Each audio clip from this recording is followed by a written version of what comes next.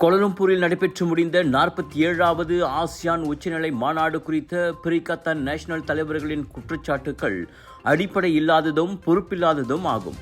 பிரதமர் துறையின் கூட்டரசு பிரதேச அமைச்சர் டத்தோஸ்ரீ டாக்டர் ஜலேஹா முஸ்தபாவின் அரசியல் செயலாளர் சிவமலர் கணபதி அவ்வாறு கடுமையாக சாடியுள்ளார்.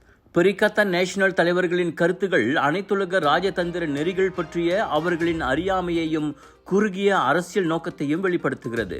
அமெரிக்க அதிபர் டொனால்ட் ட்ரம்ப் உட்பட எந்த நாட்டின் தலைவர் வந்தாலும் அவர்களுக்கு அடிபணிவதாகவோ அல்லது அவர்களின் கொள்கைகளுக்கு இணங்குவதாகவோ அர்த்தமில்லை. மாறாக முதிர்ச்சியாகவும் கொண்ட கொள்கை தவறாமலும் கலந்துரையாடும் பிரதமர் டத்தோஸ்ரீ அன்வார் இப்ராஹிம் தலைமையிலான மலேசியாவின் தன்னம்பிக்கை மிக்க தலைமையை காட்டுகிறது. இந்நிலையில் பிரதமர் நடனமாடினார் என கூறி சமூக ஊடகங்களில் வைரலாக்கப்பட்ட வீடியோ குறித்து பேசிய சிவமலர், அது மலேசிய பண்பாட்டு நட்புறவையும் விருந்தோம்பலையும் வெளிப்படுத்தும் ஒரு நிகழ்ச்சியின் பகுதியே தவிர எதிர்க்கட்சிகள் கூறுவது போல வெட்கக்கேடான செயல் அல்ல என தெளிவுபடுத்தினார். உண்மையில் ஆசியான் மாநாடு மலேசியாவின் பொருளாதார வலிமையையும் போட்டித்திறனையும் உயர்த்தியுள்ளது.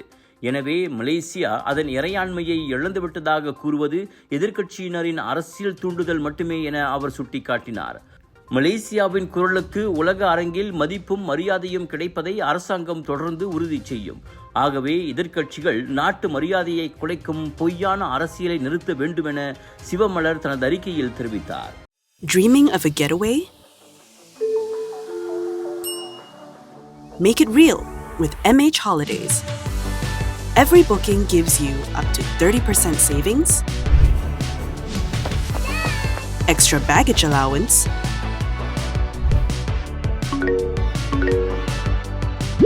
free date change, and more. Experience your holiday your way with MH Holidays. KLIA aero train ரயில் சேவை மீண்டும் இடையூறுகளால் பாதிக்கப்படுவதால் அதனை விரிவாக விசாரிக்குமாறு போக்குவரத்து அமைச்சர் ஆந்தனி லோக் உத்தரவிட்டுள்ளார். பொறுப்பேற்றல் மற்றும் சேவை தரத்தை நிலைநிறுத்துதல் ஆகியவற்றுக்காக வெளிப்படையான விசாரணை அவசியம் என்றார் அவர். இதையடுத்து ஏரோ ட்ரெயின் சேவையை நடத்தும் MAHB நிறுவனத்தின் மீது தரை பொது போக்குவரத்து நிறுவனமான ஏபேட் உடனடி விசாரணையை தொடங்க உள்ளது. ஏரோ ட்ரெயின் சேவை ஜூலையில் மீண்டும் தொடங்கிய போது புதிய சூழலுடன் பழக்கப்பட்ட கால அவகாசம் தேவைப்பட்ட காரணத்தால் இடையூறுகளை சகித்து கொண்டும், ஆனால் இப்போது பல மாதங்களாக அது இயங்கி வருவதால் அதே காரணத்தை ஏற்க முடியாது. ஒவ்வொரு சேவை தடைக்கும் கடும் நடவடிக்கை எடுக்கப்படும் என ஆந்தனி லோக் எச்சரித்தார். உரிமம் பெற்ற சேவை வழங்குனர் என்ற முறையில் தரமான அதே சமயம் வாடிக்கையாளர்களை திருப்திப்படுத்தும் அளவுக்கு சேவை வழங்க வேண்டியது அவர்களது சட்ட கடமையாகும். தவறினால் 2010 ஏபேட் சட்டத்தின் கீழ் ஒவ்வொரு உரிமை நிபந்தனை மீறலுக்கும் 2,50,000 ரிங்கிட் வரை அபராதம் விதிக்கப்படலாம் என்றார் அவர். நேற்று காலை ஏரோ ட்ரெயின் சேவையில் மீண்டும் கோளாறு ஏற்பட்டதை அடுத்து அமைச்சர் அறிக்கை வெளியிட்டுள்ளார். அதில் ரயில் நின்றபோது சிறார்கள் உள்ளிட்ட பயணிகள் இருள் சூழ்ந்த தளத்தில் பையை தூக்கி கொண்டு நடக்க வேண்டியிருந்தது குறிப்பிடத்தக்கது.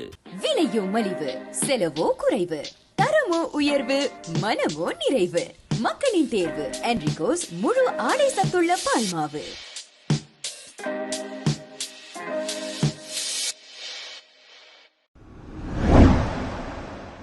ஜோஹர் பத்துப்பஹாட்டில் வீட்டில் கழுத்தில் வெட்டுக்காயமடைந்த 6 வயது சிறுவனின் பெற்றோரை விசாரணைகளுக்கு உதவுவதற்காக போலீசார் கைது செய்துள்ளனர். 41 வயதுடைய அத்தம்பதி நேற்று மாலை 4 மணியளவில் மாவட்ட போலீஸ் தலைமையகத்திற்கு வாக்குமூலம் அளிக்க வந்தபோது கைதாகினர். உடல் ரீதியாகவோ அல்லது உணர்ச்சி ரீதியாகவோ காயத்தை ஏற்படுத்தக்கூடிய வகையில் குழந்தையை சித்திரவதை செய்தல், அலட்சியப்படுத்துதல், கைவிடுதல் உள்ளிட்ட பிரிவுகளின் கீழ் 2001 சிரா சட்டத்தின் கீழ் போலீசார் விசாரித்து வருகின்றனர். கூடுதலாக ஆபத்தான ஆயுதங்கள் அல்லது குறிப்பிட்ட வழிமுறைகளை பயன்படுத்தி வேண்டுமென்றே கடுமையான காயத்தை ஏற்படுத்தியதற்காக குற்றவியல் சட்டத்தின் கீழும் அச்சம்பவம் விசாரிக்கப்படுகிறது. இவ்வேளையில் அறுவை சிகிச்சைக்கு பிறகு சிறுவன் சீரான நிலையில் இருப்பதாகவும், ஆனால் மேல் சிகிச்சைக்காக சுல்தானா நோரா இஸ்மாயில் மருத்துவமனையில் வைக்கப்பட்டுள்ளதாகவும் தெரிவிக்கப்பட்டது.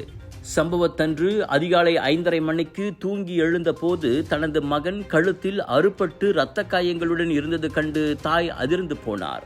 பின்னர் அது குறித்து அவர் போலீசில் புகார் அளித்திருந்தார்.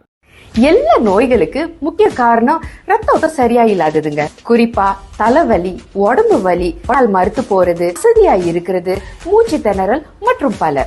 இத நீங்க இப்படியே விட்டுட்டீங்கன்னா ரத்த கொதிப்பு, இனிப்பு நீர், இருதய சம்பந்தப்பட்ட நோய் மற்றும் பல நோயெல்லாம் வர ஆரம்பிக்கும். டெஸ்லி டென்ஷன் ரத்த ஓட்டத்தை சீராக்கிடும். இது நவீன முறையில தயாரிக்கப்பட்டது. 10 ஆண்டுகளா மலேசியால பயன்படுத்துறாங்க. டெஸ்லி உங்கள் ஆரோக்கியத்தின் நண்பன்.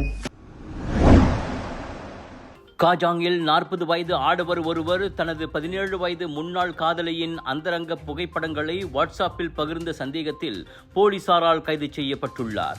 தனது தனிப்பட்ட புகைப்படங்கள் சமூக ஊடகங்களில் பரவி வருவதை அறிந்து அதிர்ச்சி அடைந்ததாக பாதிக்கப்பட்ட பெண் புகார் அளித்ததை தொடர்ந்து போலீசார் விசாரணை நடத்தினர். சந்தேக நபர் பழிவாங்கும் நோக்கில் அவ்வாறு செய்ததாக நம்பப்படுகிறது. தற்போது காவலில் வைக்கப்பட்டு அந்த நபர் விசாரிக்கப்பட்டு வருகிறார். ஒருவரின் சம்மதமின்றி அவரின் தனிப்பட்ட புகைப்படங்களை பகிர்வது கடுமையான குற்றமாகும். இது சிறை தண்டனைக்கும் வழிவகுக்கும். இந்நிலையில் இது போன்ற தொல்லை அல்லது மிரட்டலுக்கு உள்ளாகும் யாரும் உடனடியாக போலீசில் புகார் அளிக்குமாறு கேட்டுக் கொள்ளப்பட்டுள்ளனர். உங்கள் சிறந்த ஆரோக்கியத்திற்கு அளவான எண்ணெயுடன் சிறந்த முறையில் தயாரிக்கப்பட்ட சைவம் அசைவத்திற்கும் பொருந்தும் சூப்பர் ஊறுகாய், பச்சை கொடி சிவப்பு மீன் சின்னம் கொண்ட ஸ்ரீ மீனாட்சி ஊறுகாய். இலங்கையின் கொழும்பு விமான நிலையத்தில் விமானம் தரையிறங்கிய போது பாதுகாப்பு காரணங்களுக்காக கழிப்பறையை பயன்படுத்த தடை செய்யப்பட்டதால் பயணி ஒருவர் கோபமடைந்து விமான பணியாளர்களை தாக்கிய அதிர்ச்சியான சம்பவம் ஒன்று நடந்துள்ளது. சவுதி அரேபியாவின் ரியாத்திலிருந்து கொழும்புவுக்கு புறப்பட்ட ஸ்ரீலங்கன் ஏர்லைன்ஸ் விமானத்தில் பயணம் செய்த 28 வயது சவுதி ஆடவரே பிரச்சினை செய்தவராவார். அவர் 2 விமான பணியாளர்களை தாக்கியதாக தெரிவிக்கப்பட்டது. இதர பயணிகளும் பணியாளர்களும் இணைந்து அந்த நபரை கட்டுப்படுத்தினர். இந்நிலையில் விமானம் கொழும்புவில் தரையிறங்கியவுடன் அவர் போலீசாரால் கைது செய்யப்பட்டார். கொழும்புவிலிருந்து கோலாலம்பூருக்கு பயணமாகவிருந்த அந்த நபர் மீது குற்றவியல் வழக்கும் பதிவு செய்யப்பட்டுள்ளது.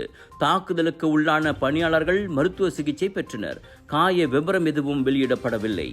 Ready to take your golf game to the next level? Join the Bridgestone ASEAN Amateur Open 2025 and stand a chance to win 5 amazing hole-in-one prizes, including a brand new Mazda CX-30.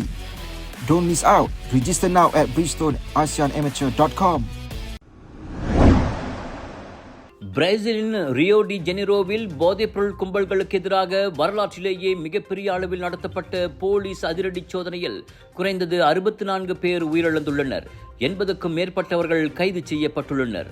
சுமார் 2500 போலீசார் மற்றும் இராணுவத்தினர் கலந்து கொண்ட இந்த மாபெரும் நடவடிக்கை commando வெமல்ஹோ என்ற சக்தி வாய்ந்த போதைப்பொருள் கும்பலை குறிவைத்து நடத்தப்பட்டது.